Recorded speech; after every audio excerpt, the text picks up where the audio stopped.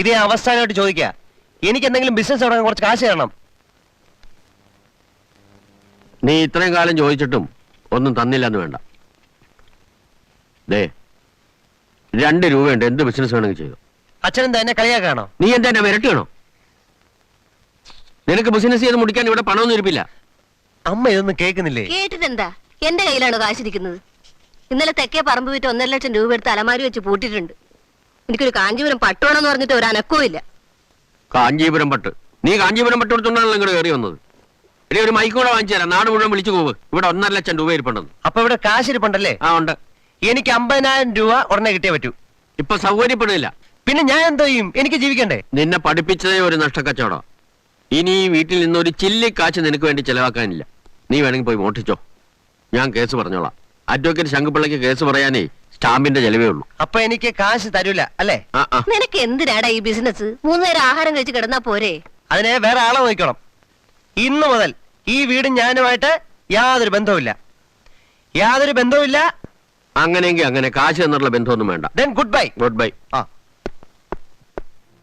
എടാ, നിന്റെ അച്ഛൻ വക്കീൽ പണി നിർത്തിന്ന് കേട്ടല്ലോ, നേരാണോ? നേരെ. ഇപ്പൊ ലീഗൽ അഡ്വൈസറാ. ആരുടെ? പുത്തംപുരയിൽ രാമുണ്ണി മേനോന്ന് കേട്ടിട്ടുണ്ടോ? കൊള്ളാം, കേട്ടിട്ടുണ്ടോന്ന്. ഈ സിറ്റിയിലുള്ള പകുതിയിലധികവും ഫാക്ടറികൾ അവരുടെ ഇല്ലയോ? Revathi tiles, Revathi biscuits, Revathi financiers, കുറെ രേവതികളുണ്ട്. ആരാ രേവതി? മേനോന് ഒരു മോനും മോളും ഉള്ളതായിട്ടറിയാം. 2 പേരും പുറത്താ പഠിക്കുന്നേ. ഈ രേവതി മോളായിരിക്കണം. സത്യം പറഞ്ഞ ആ കൊച്ചിനെ ഒന്ന് കണ്ട എനിക്കൊന്ന് ലൈൻ അടിച്ചാൽ കൊള്ളാവുന്നുണ്ടായിരുന്നു. അല്ല, തേങ്ങ പോകുന്ന പിള്ളേ മോശമൊന്നും അല്ല. തേങ്ങ പോകുന്ന പിള്ളയുടെ കയ്യിൽ നിന്ന് ഒരു തേങ്ങ വാങ്ങിക്കാനുള്ള കാശ് എന്റെ ഉണ്ടോ? മോളെ കെട്ടാൻ നടക്കുന്നു. ചെല്ലേ, ഇപ്പൊ കിട്ടും. അതാ ഞാൻ പറഞ്ഞ വേലയുണ്ടെന്ന്. മല്ലികയോട് ഞാൻ പറഞ്ഞിരിക്കുന്നത് ഞാൻ രാവുണ്ണിമേനോന്റെ മോനാന്ന. അതുകൊണ്ടല്ലേ അവള് വളഞ്ഞൊടിഞ്ഞു പോകുന്നത്. പരമദ്രോഹി. കല്യാണം കഴിഞ്ഞ് അവൾ അറിഞ്ഞു പോയാൽ? അറിഞ്ഞു പോയാലല്ല, അറിയും. അല്ലെങ്കിൽ ഞാൻ അവളെ അറിയിക്കും. പിന്നെ ഒരല്പ ഇടിയും തൊഴിയും ഒക്കെ നടക്കും. പിന്നെ ഈ രാമുണ്ണിമേനോന് ഈ നഗരത്തിൽ ഒരു വീടുള്ളതായിട്ട് അറിയാമോ? പോസ്റ്റ് ഓഫീസിനടുത്താ. അവിടെ ആരുണ്ട്? അവിടെ ആരുമില്ല, വീട് നോക്കുന്ന ഒരുത്തം മാത്രം. അതുപോട്ടെ, എന്റെ കാര്യത്തിലൂടെ നീ ഒരു വഴി പറഞ്ഞ. നീ വീട്ടിൽ കാശ് ചോദിച്ചോ? ചോദിച്ചു.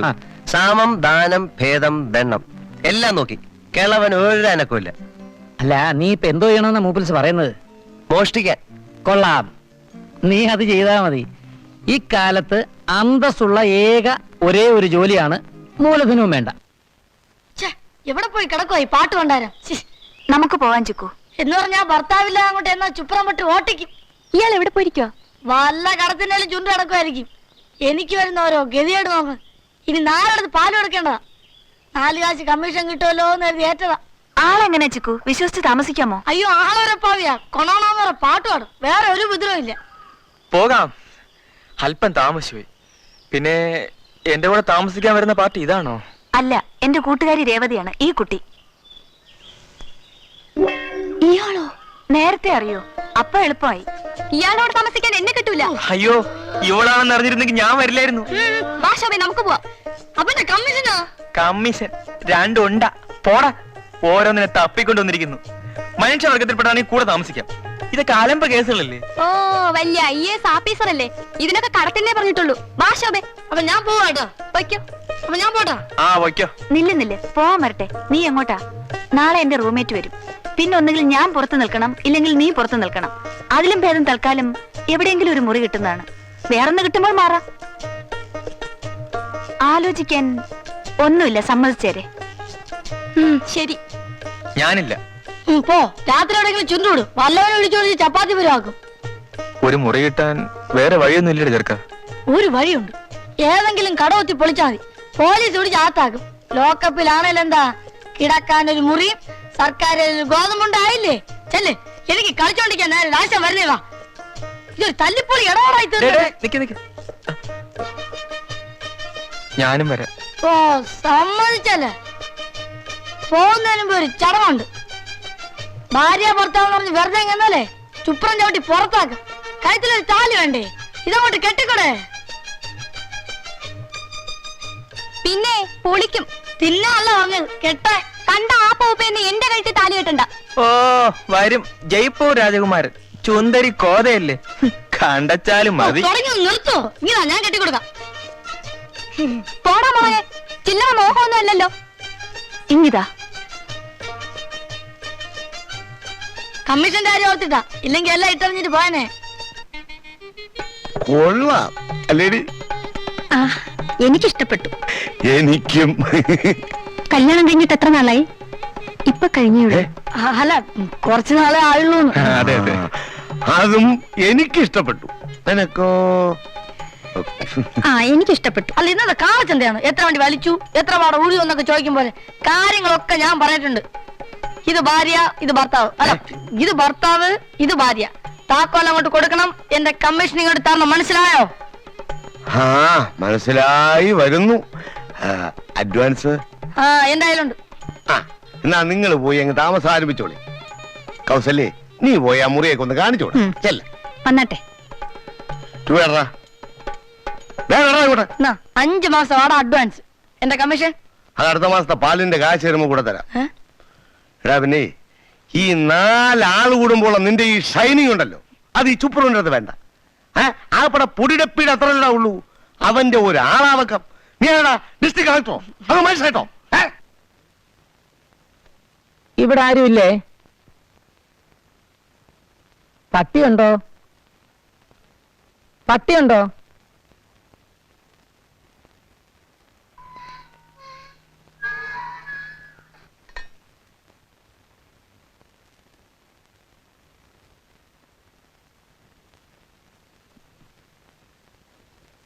ഇവിടെ ആരുമില്ലേ?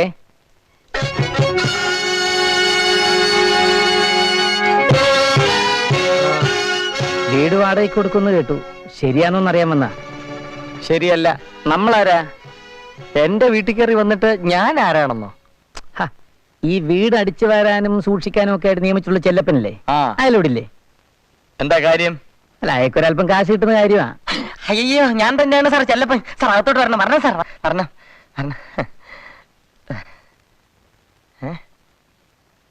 ഞാൻ തന്നെയാണ് ചെല്ലപ്പൻ സാറിന് വിശ്വാസം വരുന്നില്ലേ? ഓ, അത് ശരി. ഇത് വിശ്വരൂപം, നേരത്തെ കണ്ടത് അവതാരം. ഇതെല്ലാം ചെല്ലപ്പന്റെ ഒരു തമാശയല്ലേ സാർ? നമ്മുടെ കിഷൻ പറഞ്ഞ പോലെ സർവവിശ്വാസന ഛായ സംഭവാമി യുഗേ.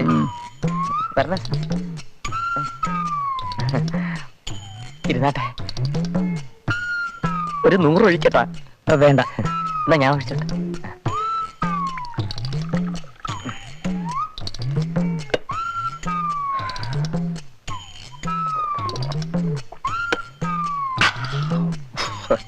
വെള്ളം ഒഴിക്കത്തേ ഇല്ലേ? മുതലാളി അതിഥികളെ സൽക്കരിക്കാൻ വാങ്ങിച്ചു വെച്ചിരിക്കുന്ന. മുതലാളി വന്നിട്ട് വേണ്ടേ അതിഥികൾ വരാൻ. പിന്നെ ഇതിവിടെ ഇരുന്ന് പുളിച്ചു പോവല്ലോ എന്ന് കരുതി ഞാൻ സ്വപ്പം സ്മാൾ അടിക്കും. കണക്കിന് വെള്ളം ഒഴിച്ചങ്ങ് വെക്കുകയും ചെയ്യും. അങ്ങനെ ആയി ഇപ്പൊ ഇതിന് വെള്ളം മാത്രമേ ഉള്ളൂ, മദ്യമില്ല. പിന്നെന്തിനാ ഞാൻ വെള്ളം ചേർക്കണ്ടേ? ചെല്ലപ്പൻ ആള് കൊള്ളാമല്ലോ. ഓ, അതൊന്നും അല്ല സാർ. സാറിനെ കണ്ടപ്പോഴേ ഒരു കള്ള ലക്ഷണം എനിക്കും തോന്നി. അപ്പൊ ഞാനും അത്ര മോശമല്ലാന്ന് പറഞ്ഞതാ. സാർ എനിക്കെന്തോ കുറച്ച് കാശ് കിട്ടാനുള്ള കാര്യം പറഞ്ഞല്ലോ സാർ. എന്താ? ചെല്ലപ്പനോട് ഒറ്റയ്ക്കല്ലേ താമസം? അതെ.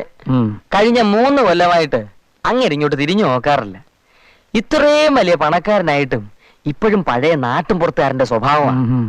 കണക്കെല്ലാം കൊണ്ട് മാനേജർമാർ അങ്ങോട്ട് ചെന്നോളൂ. പിന്നെ എനിക്ക് ശമ്പളം തരാൻ വേണ്ടി ഇത്രയും കെട്ടിയിട്ടിരിക്കുന്നു. പിന്നെ ഈ ശമ്പളത്തിന് പുറമെ ഒരല്പം കിമ്പളം കൂടെ കിട്ടുന്നതിനെ പറ്റി ചെല്ലപ്പന്റെ അഭിപ്രായം എന്താ? നല്ല അഭിപ്രായമാ.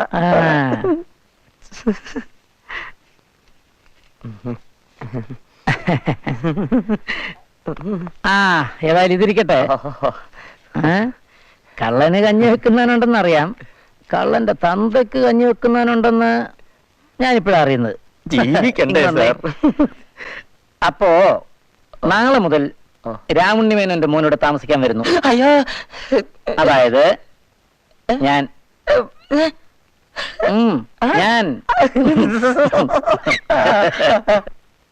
വൃദ്ധദമ്പതികളെ വധിച്ചത് ധനമോഹത്താൽ വേലക്കാരൻ അറസ്റ്റിൽ.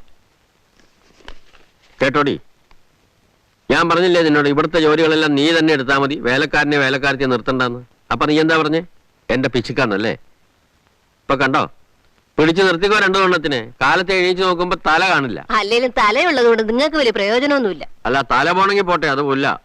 നമ്മൾ കഷ്ടപ്പെട്ട് സമ്പാദിച്ച കാശ് പോയാലോ? ദേ മോൻ വന്നു. ആ, ഇറങ്ങിപ്പോങ്ങിന്റെ സ്പീഡ് കണ്ടപ്പോ ഞാൻ കരുതി ഇനി ഈ ജമ്മ ഇങ്ങോട്ടില്ലാന്ന്. ഇപ്പോഴത്തെ തിരിച്ചുവരവിന്റെ ഉദ്ദേശം എന്താണാവോ? പണം വേണമായിരിക്കും അല്ലേ? തരില്ല. എനിക്ക് വേണ്ടായേ, കാശ് കിട്ടി. ഞാനൊരു ബിസിനസ് തുടങ്ങി. എന്ത് ബിസിനസ്സാ മോനെ? ഇലക്ട്രിക്കൽ ഗുഡ്സ്, ക്രോക്കറീസ്, റെക്കോർഡ്സ് എല്ലാം ചേർത്ത് ഒരു വലിയ ഷോറൂം. അപ്പൊ കാശ് കുറെ ആയിക്കാണല്ലോ. കയ്യിൽ നിന്ന് 1.5 ലക്ഷം രൂപയായി. കുറച്ച് ബാങ്ക് ലോണിനുള്ള വഴി ഒപ്പിച്ചു വെച്ചിട്ടുണ്ട്. നിനക്ക് എവിടെ നടാ 1.5 ലക്ഷം രൂപ? അച്ഛൻ പറഞ്ഞെന്ന വഴി കൂടെ തന്നെ ഉണ്ടാക്കിയത്. വഴി കാണിച്ചു തന്നതിന് നന്ദി പറയാൻ വേണ്ടി വന്ന ഇപ്പം. ഞാൻ കാണിച്ച വഴിയോ? ഏത് വഴി? മോഷ്ടിക്കാൻ പറഞ്ഞില്ലയോ? മോഷ്ടിച്ചു. ഒരിടത്ത് കുറച്ച് കാശ് ഇരിപ്പുണ്ടെന്ന് അറിഞ്ഞു. രാത്രി തന്നെ അവിടെ വലിഞ്ഞു കയറി. ഭാര്യയും ഭർത്താവും നല്ല ഉറക്കമായിരുന്നു. തലേന്റെ അടിയിൽ നിന്ന് താക്കോലെടുത്തു, സേഫ് തുറന്നു, കാശെടുത്തു. തലേന്റെ അടിയിൽ തന്നെ താക്കോല് വെക്കുകയും ചെയ്തു. അവര് നിന്റെ പേര് കേസ് കൊടുത്ത് കാണും. അറിഞ്ഞിട്ടില്ല. ഇനിയിപ്പോ അറിയാൻ പോകുന്നേ ഉള്ളൂ. എവിടെന്നാ മോനെ നീ മോട്ടിച്ചത്? ഇവിടുന്ന് തന്നെ. ആ തെക്കേ പറമ്പ് വിറ്റ 1.5 ലക്ഷം രൂപ സേഫ് വെച്ച് പൂട്ടിയിരുന്നില്ലേ, അത് തന്നെ. സ്വന്തം തന്തയുടെ തലയിൽ തന്നെ ചവിട്ടിയിലോട്ടാ സാമദ്രോഹി. മര്യാദയ്ക്ക് ചോദിച്ചപ്പോ തരത്തില്ല. പോയി മോഷ്ടിക്കാൻ പറഞ്ഞു. അച്ഛൻ അറിയാലോ, അച്ഛൻ പറയുന്ന അച്ഛനം പ്രതി അനുസരിക്കുന്ന മോനെ ഈ ഗോപാലകൃഷ്ണൻ. നിന്നെ ഞാൻ പോലീസിനെ കൊണ്ട് പിടിപ്പിച്ച് ജയിലിലാക്കും. പോലീസിനെ വേഗം വിളിച്ചാട്ട്. കണക്കില്ലാതെ ഇൻകം ടാക്സ് വെട്ടിച്ച കാശല്ലേ ഇത്. പോലീസ് വരട്ടെ, ഞാൻ പറയും. ഇനി എവിടെല്ലാം എത്രയെല്ലാം കാശ് പൂഴ്ത്തി വെച്ചിട്ടുണ്ടെന്ന് എനിക്കറിയാം. എല്ലാത്തിന്റെ ലിസ്റ്റ് എന്റെ ഉണ്ട്. എന്നിട്ട് നമുക്ക് 2 കൂടെ ഒരുമിച്ച് ജയിലിപ്പാം. എടി കല്യാണി, എടി സത്യം പറഞ്ഞോ, ഇവൻ ആരുടെ മോനാ? എന്റെ മോൻ തന്നെയാണോ? ഇപ്പഴേ എനിക്ക് തീർച്ചയായത് ഇവൻ നിങ്ങളുടെ മോൻ തന്നെയാണെന്ന്. ഇല്ലെങ്കിൽ ഇത്രയും കുരുത്തക്കിടവൻ ചെയ്യത്തില്ല. എന്റെ മാട്ടേക്കാട്ടമ്മേ, ഈ ബുദ്ധി തോന്നിച്ച നേരത്തിന് ചന്തയിൽ പോയി ഒരു കോഴിമുട്ട വാങ്ങിച്ച് വിരിയാൻ വച്ചിരുന്നെങ്കിൽ ആ മുട്ട വിരിഞ്ഞു കോഴിയായി, അത് പിന്നെയും മുട്ടയിട്ട് അതും വിരിഞ്ഞു കോഴികളായി, അങ്ങനെ വിരിയുന്ന കോഴികളെല്ലാം മുട്ടയിടാൻ തുടങ്ങിയിരുന്നെങ്കിൽ ഞാൻ എന്തുമാത്രം കാശ് സമ്പാദിച്ചാൻ. പക്ഷെ ഒരു കുഴപ്പമുണ്ടച്ചാ, ഈ ആദ്യത്തെ മുട്ട വിരിയുന്നത് പൂവൻ കോഴിയാണെങ്കിലോ തെണ്ടിയോ? ആ, അതാണല്ലോ ഇപ്പൊ സംഭവിച്ചിരിക്കുന്നത്. എന്നാൽ 1.5 ലക്ഷം രൂപ എന്റെ സേഫിനകത്ത് ഇരിക്കുമായിരുന്നല്ലോ. എന്റെ പൊന്നുമോനല്ലേ, എന്റെ പൊന്നു ഗോപാലകൃഷ്ണ, അച്ഛന്റെ കാശ് കൊണ്ട് മടക്കിത്താ. നിന്റെ ഈ പ്രായത്തിന് നിനക്കൊരു 100 രൂപയുടെ ബിസിനസ് ചെയ്താ പോരെ മോനെ? ഇപ്പോഴേ സൗകര്യമില്ല.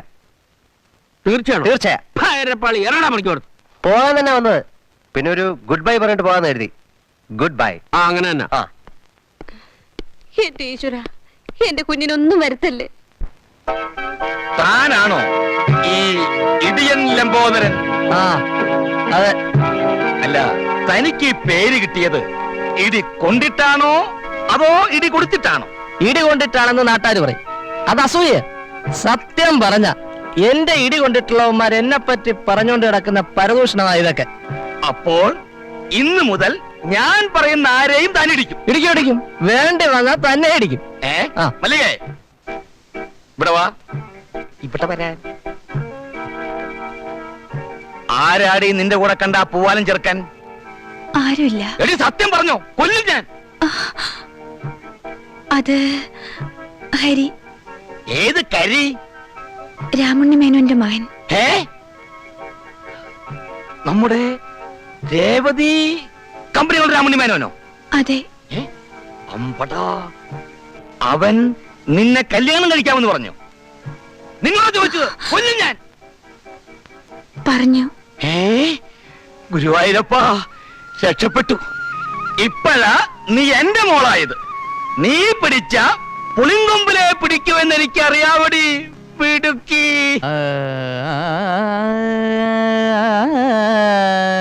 ഒന്ന് നിർത്തോ, ഇവിടെ മനുഷ്യനോട് ഉറങ്ങണം. വേണ്ടെന്നാര് പറഞ്ഞു? പോയി കിടന്ന് ഉറങ്ങിക്കോ. ഇവിടെ കിടന്ന് തൊള്ള കയറി ശബ്ദം വെക്കുമ്പോ അപ്പുറത്തോട് തുടങ്ങാൻ ഞാൻ എന്താ പൊട്ടിയാണോ? അത്രയ്ക്ക് സഹിക്കാൻ വയ്യെങ്കില് ചെവിയിൽ പഞ്ഞു കയറ്റി വെച്ചോ. അല്ലെങ്കിൽ ഇതിന്റെ 7 അയലത്തോട് സംഗീതം പോയിട്ടുണ്ടോ? പിന്നെ യേശുദാസ് അല്ലേ, എന്തൊരു ശബ്ദമാധുര്യം. കഴുത ഇതിലും നന്നായി കരയും. എന്നാ ഒന്ന് കരഞ്ഞേ കേൾക്കട്ടെ. ദേ, അനാവശ്യം പറഞ്ഞാലുണ്ടല്ലോ. ദേ, സ്വപ്നം കാണാനെന്നല്ല ഞാൻ മുറി എടുത്തിരിക്കുന്നത്. പകുതി വാടക ഞാനും കൊടുത്തിട്ടുണ്ട്. അതുകൊണ്ട് ഇതിനകത്തിരുന്ന് എനിക്ക് ഇഷ്ടം പോലെ എല്ലാം ചെയ്യാം. ആരാ ചോദിക്കാനെന്ന് എനിക്കൊന്ന് കാണണം. ഇന്നത്തേക്കേ ഞാൻ പാടുള്ളൂ. പാടിക്കോ, തന്റെ ഒടുക്കത്തെ പാട്ട് പാടിത്തൊലയ്ക്ക്. ആ